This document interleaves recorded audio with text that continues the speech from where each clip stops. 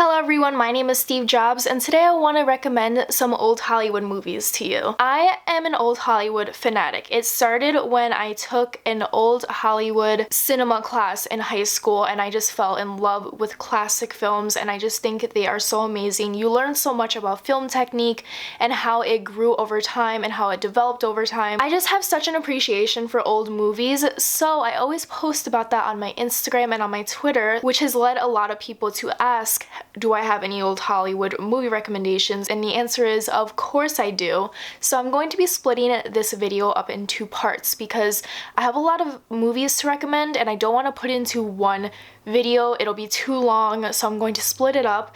So this first part, I'm going to speak about 6 old Hollywood movies, and I'm going off of my Letterboxd list, so it's in color coordination. So we're getting the white movie posters today because I do it like a rainbow. So let's just get right into it. I have 6 movies I want to recommend to you, and they're all amazing, and let's just chat about old movies. So the first one I have to recommend is actually an old French movie, and I saw this in my cinema class, I think last semester, and I absolutely adored it. I fell in love with it. Oh god, I'm not French. Should I just put the Google? Vivre Sa Vie.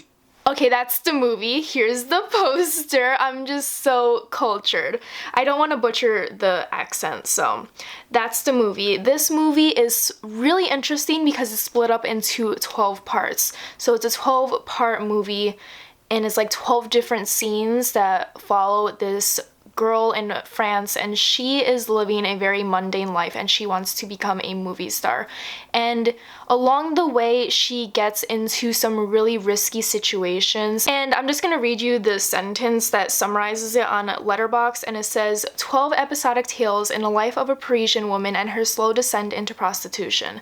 So Vivre Sa Vie is a really interesting movie which I learned about in my cinema class because the editing techniques and the camera techniques are really, really dynamic and really cool. I really like how non-intrusive the camera is because the camera follows this main character as she's conversing with someone, but while she's conversing with someone, you never see their faces in the first scene, so you only see the backs of their heads. So it feels like you're listening in onto a conversation rather than being a part of the conversation.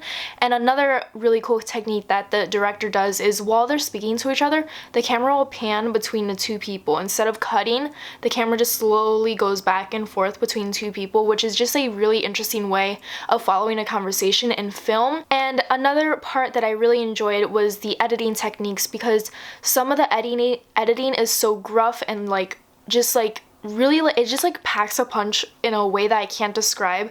Like for one episode in the movie, there is a shooting. Whenever you hear the gunshot, there's a cut, so it's a cut, and it follows the sound of the gunshot, and it's just a very interesting way to edit a movie.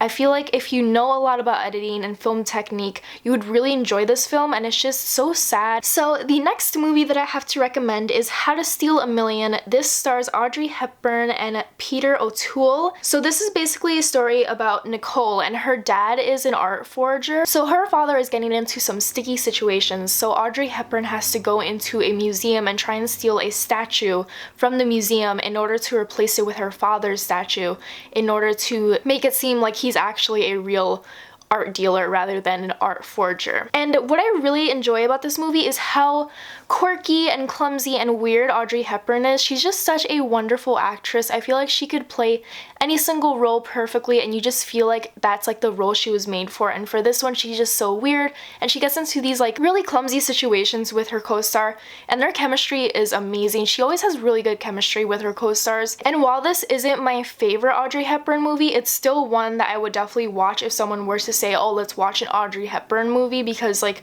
she's always just a fun time. I feel like I'm watching a friend on screen because she's just so cute and just tiny, and I just love her so much. The next movie is my favorite movie of all time, and it is Casablanca. I already spoke about Casablanca in my favorite films video, which I will link down below in case you are curious about my favorite movies. Casablanca, for those who do not know, is one of the best movies of all time according to the AFI and according to Olivia herself. Casablanca is set during World War II. Rick is living in Morocco because he is banned from America, and he is not going to Europe because that's where World War II is mainly taking place.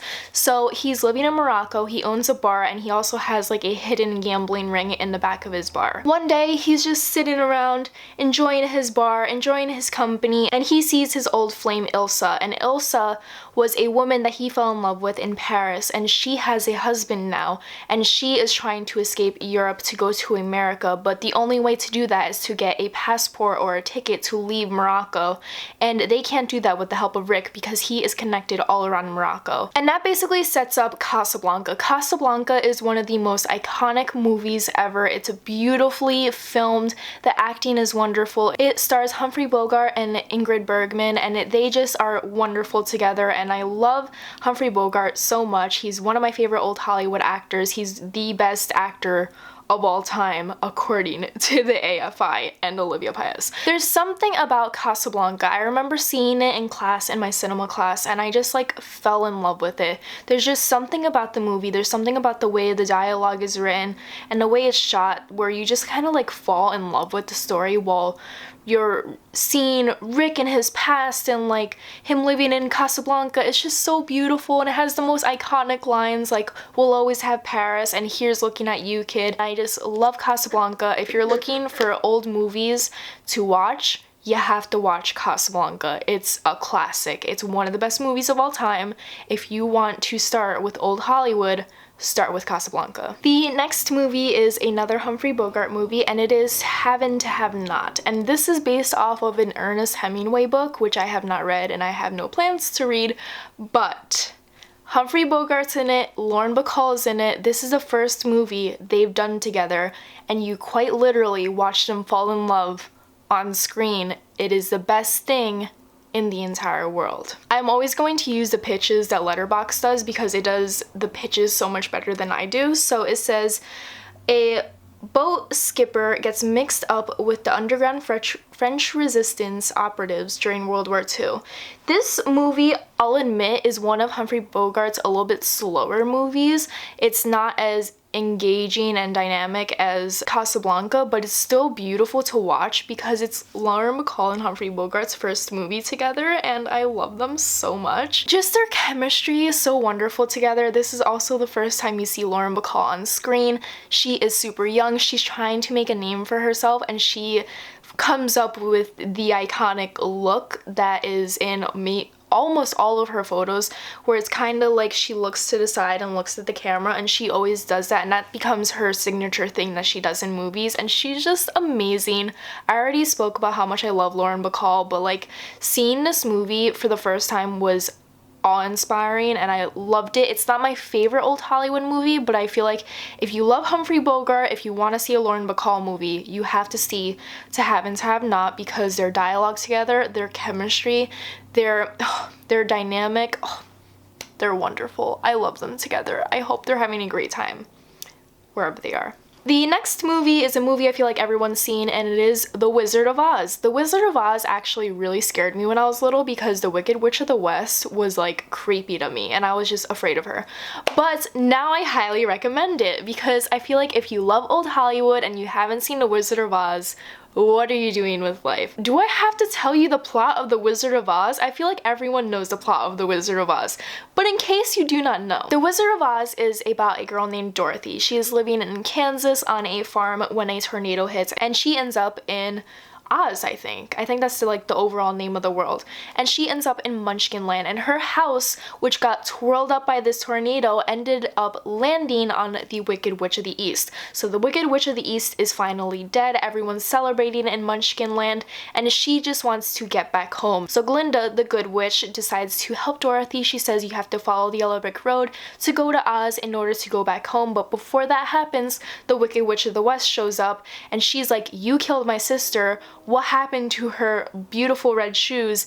They are on Dorothy's feet now, and the Wicked Witch of the West declares that she will get revenge on Dorothy. The Wizard of Oz is just such a wonderful movie because it has iconic characters, iconic songs. Judy Garland is just such a classic actress to watch in old Hollywood, and she's just so amazing.